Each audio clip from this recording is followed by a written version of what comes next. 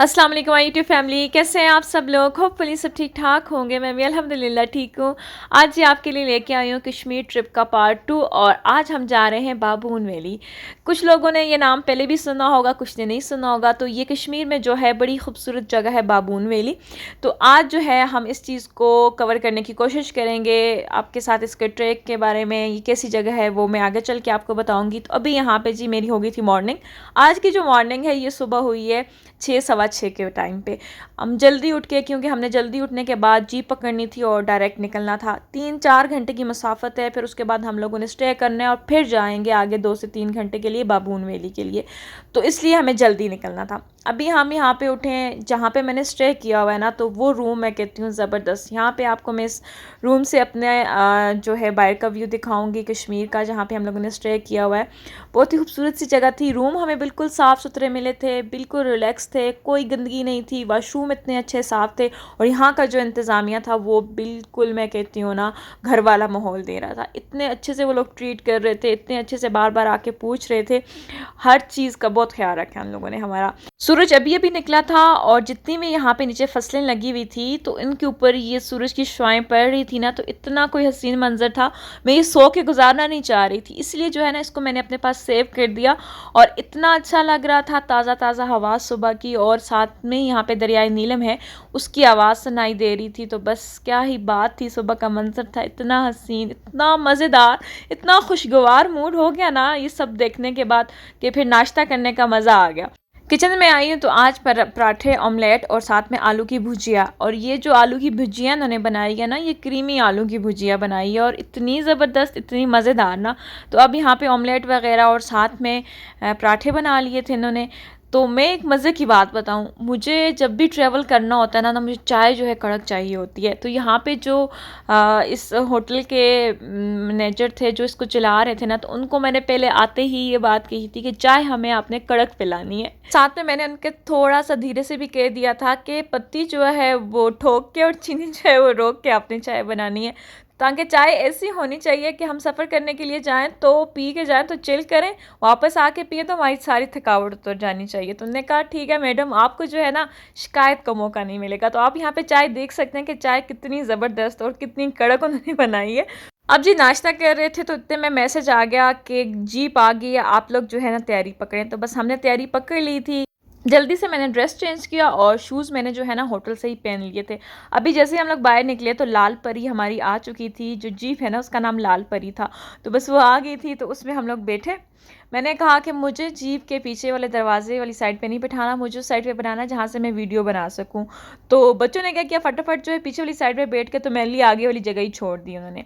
अभी जी हम लोग निकल गए थे बाबून वैली की तरफ। और ये जो मैं आपको दिखा रही हूँ रोड जहाँ से हम लोग जा रहे हैं, ये जो रास्ता है ये है जागरां का।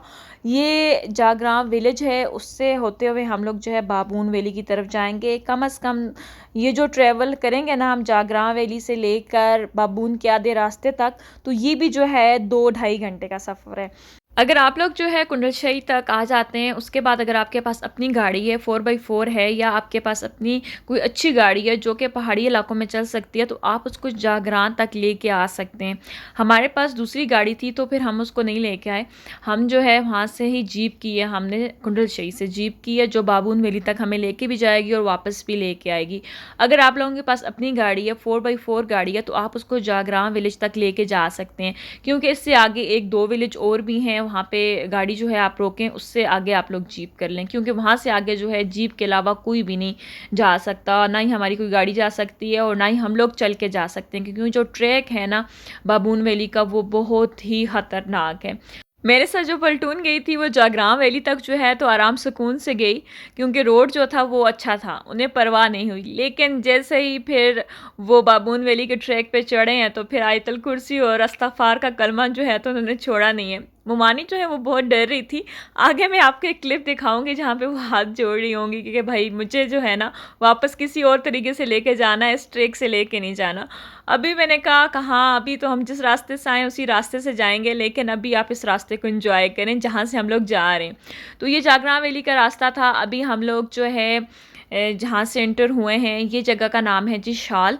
और अभी थोड़े टाइम के बाद जो है गाड़ी हम लोग रोकेंगे, यहाँ पे हम स्टे करेंगे, थोड़ा घूमेंगे, पानी के ऊपर पिक्चर्स वगैरह बनाएंगे। और आप देख सकते हैं कि दोनों साइड पे जो है कितनी अच्छी ग्रीनरी और हर जगह से जो है ना आबशार निकलती है, ताज़ा पानी जो है ना हम जीप रोक के बॉटल्स भर के पी रहे थे और इतना अच्छा टेस्ट था। अब जी यहाँ पे हम जहाँ पे आए हैं, इस जगह का नाम है शॉल। और इससे ऊपर एक जगह का नाम है डब, और जहाँ पे हम रुके हुए हैं इस जगह का नाम है शॉल। और ये बहुत ही खूबसूरत जगह थी। हम यहाँ पे रुके हैं, हम लोगों ने पिक्चर्स बनाई और मामू ने जो है वो पकोड़े बनाने का बता दिया। यहाँ पे एक बंदा था, वो पकोड़े बना रहा था, उसने बड़े स्पाइसी पकोड़े बनाए हमारे लिए। यहाँ पे हमारे साथ जो गेस्ट आए थे उनको यही लग रहा था कि ये बाबून वैली है। और बच्चे मुझे बार बार पूछ रहे थे कि भाभी ये जो है बाबून वैली है। मैंने कहा नहीं नहीं, अभी तो बाबून वैली का आप लोगों ने ये समझें कि एक सिरा भी नहीं देखा, अभी तो हम लोगों ने वो ट्रैक स्टार्ट ही नहीं किया। तो फिर उनको शक हो गया कि कहीं मैं मजाक कर रही हूँ। तो फिर मैंने कहा नहीं, आप जाके गाड़ी वाले से पूछ लें, जिस तरह कभी मैंने आपको कच्चा रास्ता बताया है इस तरह का ही ट्रैक जो है बाबून वैली तक है। अभी जहाँ पे हम लोग खड़े हैं इस जगह का नाम है जी शॉल। और सर्दियों में यहाँ पे पड़ती है कम से कम ना करते हुए 6 से 7 फुट बर्फ़। तो इनके जो घर होते हैं, इनकी जो शॉप्स होती हैं, ये सब जो है ना उसमें डूब जाती हैं बर्फ़ में। और इन लोगों का ये होता है कि बर्फ़ वाले दिनों में जब 3-4 महीने बर्फ़ पड़ती है तो ये अपना पहले से ही सारी चीज़ का इंतज़ाम कर लेते हैं। यहाँ पे हमें एक बंदा मिला, उसने हमें बताया कि हमने उनको कहा यहाँ पे तो इतनी ज़्यादा बर्फ़ पड़ती है, तो उन्होंने हमें बताया कि हम लोग 6 महीने का राशन एक साथ इकट्ठा कर लेते हैं और उसके बाद जो है हमें मसला नहीं होता। जब कोई बीमार हो जाता है तो हमारे लिए मसला होता है, अदरवाइज़ जो है ना हमारी ज़िंदगी जो है वो आराम सुकून से गुजर रही होती है। यहाँ पे एक दरख्त था नाशपाती का, हमें लग गई थी भूख, पकोड़े थोड़े लेट हो गए तो हमने जो है ना ताज़ा ताज़ा नाशपाती तोड़ दी ताकि थोड़ी भूख जो है ना वो कम हो जाए। नेचर को जब प्यास से देखा जाता है, कुदरत के निज़ाम को देखा जाता है, पानी बहते की आवाज़ जब सुनाई देती है कानों में, तो एक अलग सा जो है ना बंदे को सुकून सा मिल जाता है। मैं तो पानी के पास बैठ के बिल्कुल खामोश पानी को, हवा को ऐसे फ़ील करती हूँ ना कि बंदे की रूह जो है ना वो ताज़ा हो जाती है। अक्सर हम लोग म्यूज़िक सुनते हैं, कहते हैं कि जी हम अपनी रूह को जो है सुकून पहुँचाते हैं, हमारी रूह जो है वो ताज़ा हो जाती है, लेकिन नहीं। मैंने जहाँ तक यहाँ पे आके नोट किया है तो मुझे नेचर से ज़्यादा लगाव है। तो बस मैं कहती हूँ शायद मुझे इस चीज़ से ज़्यादा सुकून मिलता है।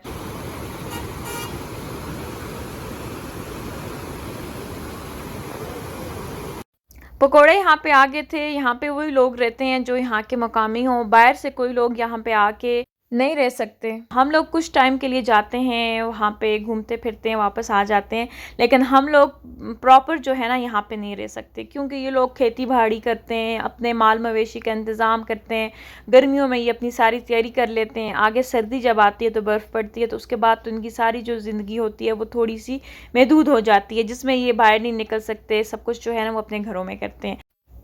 अब जिस ट्रैक से हम लोग ऊपर जा रहे हैं, इस नीचे वाले गांव का नाम है जी डब्बा नंबर 1 और डब्बा नंबर 2। वहाँ पे जो मुकामी बंदा था उसने हमें यही बताया कि यहाँ पे इसको डब भी कहते हैं, डब्बा नंबर 1 भी कहते हैं और डब्बा नंबर 2 भी कहते हैं। तो ये अब यहाँ से हमारा ट्रैक स्टार्ट हो गया है बाबून का, और हम लोग बाबून की तरफ रवाना हो चुके हैं।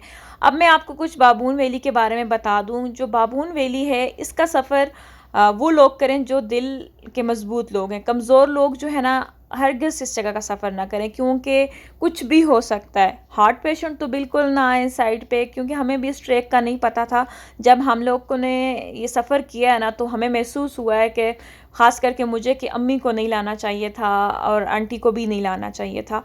ख़ास करके बच्चों को भी आप मत लेके जाएं। यहाँ पे ज़िंदगी मौत के बाद जाके आप जो है ना बाबून वैली पहुंचेंगे, क्योंकि ट्रैक जो है वो बड़ा ख़तरनाक है। और ये जो सतह ज़मीन से है ये 12,700 फीट पर है। मतलब कि अगर देखा जाए K2 जो है वो 28,000 कुछ है, तो हम K2 की हाइट के हाफ में आते हैं। और वहाँ पे आके बाबून वैली जो है वो अपना रंग दिखाती है।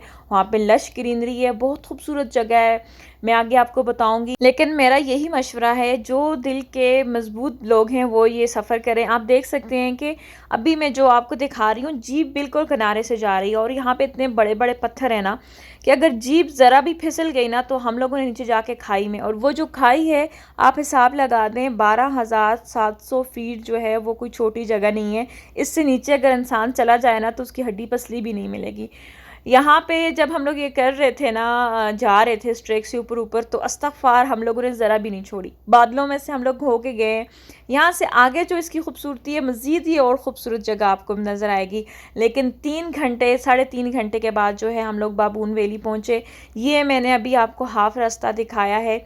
यहाँ से आगे जो है ना, इससे भी ज़्यादा ख़तरनाक रास्ता था और इतने बड़े पत्थर थे कि मुझे तो बहुत डर लग रहा था।